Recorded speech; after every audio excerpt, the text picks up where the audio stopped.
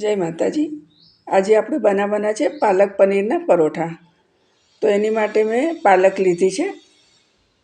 તો એને સરસ ધોઈ અને ગરમ પાણી મૂકી અને એની અંદર મીઠું અને થોડી ખાંડ નાખી છે। ખાંડ નાખવાથી શું થાય કે પાલકનો કલર એકદમ લીલો રહે, એટલા માટે હવે એને ઉકળતા પાણીમાં નાખી દઈએ। આપણે વધારે નથી રાખવાની, 2 મિનિટ જેટલી જ રાખશું। જો સરસ થઈ ગઈ છે। તો આને કાઢી અને આપણે તરત ઠંડા પાણીમાં નાખી દેવાની। તો ઠંડુ પાણી હતું નહીં અત્યારે, એટલે મેં બરફનું પાણી કરી લીધું છે। આવી રીતે બીજા વાસણમાં કાઢી લઈએ।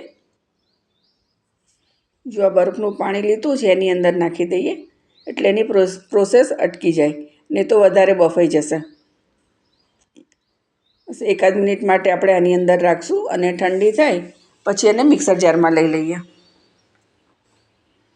આ મેં ચટણી બનાવી હતી, એનો જગ છે એટલે એમ જ રાખ્યું છે, સાફ નથી કર્યો।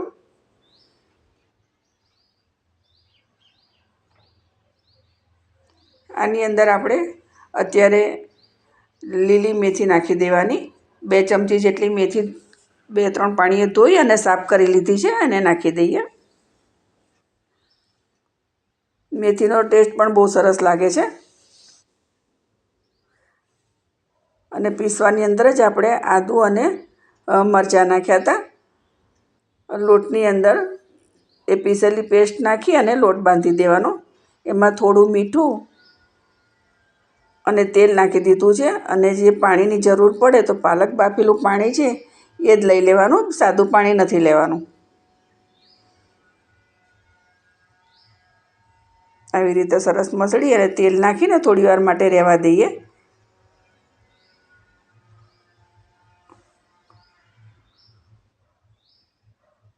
ઢાંકીને સાઈડમાં રહેવા દઈએ। ત્યાં સુધીને આપણે પનીરનો જે બધો મસાલો કરવાનો છે એ તૈયાર કરી દઈશું। પનીરનું કોઈ માપ નથી, તમારે પરોઠા જેટલા કરવા હોય એટલા અંદાજે લેવાનું છે।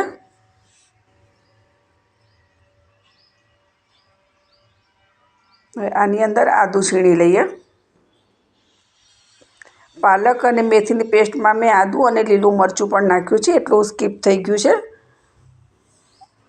તો પનીરની અંદર આદું નાખી દીધું અને મરચાંની કટકી, તમે ખાતા હોય એ પ્રમાણે તમારે મરચું નાખવાનું। લીલા ધાણા નાખી દેવાના। આમાં ધાણા ચોક્કસથી નાખજો, બહુ સરસ લાગે છે। મીઠું નાખવાનું થોડું, લોટમાં પણ નાખ્યું છે એટલે આમાં થોડુંક જ નાખવાનું। અને લાલ મરચું, કાશ્મીરી મરચું હોય તો એ જ નાખવાનું। અને હળદર, આમચૂર પાવડર અથવા આમચૂર પાવડર ના નાખવો હોય તો ચાટ મસાલો, અને થોડો ગરમ મસાલો તમારે નાખવો હોય તો નાખી શકો, મેં નથી નાખ્યો। બધું મિક્સ કરી લઈએ અને લોટમાં થોડું તેલ નાખી અને મસળી લઈશું।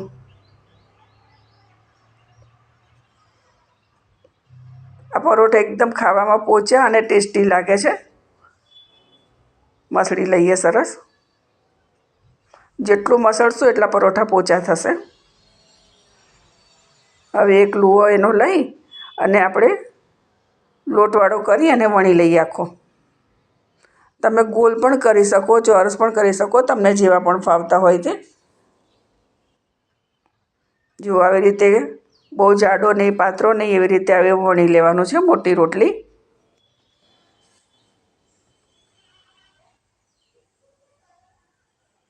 અને આની ઉપર ગરમ કરેલું ઘી લગાવી દેવાનું। એની અંદર જે આપણે મસાલો બનાવ્યો છે એ મૂકી દઈએ, વાળી લઈશું।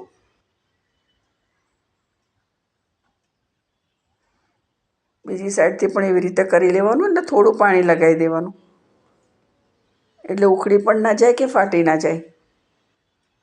બંને બાજુ કિનારીએ પાણી લગાવી દઈએ અને એને વારી લઈશું। સરસ ચોંટી જશે પાણી લગાવવાથી। અને આને બહુ વજન દઈને એને વણવાનું નથી, નહીં તો ફાટી જવાની બીક રહેતી હોય છે, એટલે થોડું હળવા હાથે જ એને વણવાનું છે। વણી લઈશું ચોરસ ફાવે તો ચોરસ અને ગોળ ફાવે તો મેં એક ચોરસ બનાવ્યો છે અને બીજો ગોળ બનાવ્યો છે. જો આવી રીતે કરી લેવાનો. અને આ પરોઠાને તમારે ઘીમાં જ શેકવાના છે. તો શેકી લઈએ અને આ જે કિનારી દેખાય છે એમાંથી તમે ખોલશો તો અંદર તમને બધો જ મસાલો દેખાશે, બધા પડ નીકળશે એમાંથી. તો ઘી લગાવી અને પરોઠો નાખી દેવાનો. બંને સાઈડ સરસ શેકાઈ જાય પછી એમાં ઘી લગાવશું. કાચા ઉપર ઘી લગાવીએ તો પછી એ ચડતો નથી, એટલે એકદમ ચડી જવા દેવાનો. જોઈ લઈએ, બંને સાઈડ સરસ ચડી ગયો છે. તો એમાં હવે આપણે ઘી લગાવી દઈએ. બંને સાઈડ ઘી લગાવી દઈશું.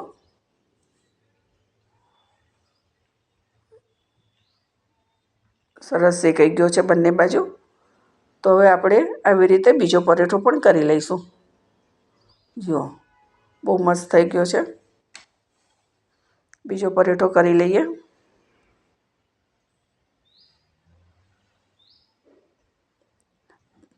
આ વિડીયો તમને કેવો લાગ્યો મને કમેન્ટ કરજો અને લાઈક શેર ચોક્કસથી કરજો. નવા હોય તો સબસ્ક્રાઈબ કરજો. ઘી નાખી દઈએ. આ મેં ગોળ વણ્યો છે. પહેલો પરોઠો જે બનાવ્યો એ ચોરસ હતો અને સાથે ચટણી પણ બનાવી છે ધાણા ફુદીનાની.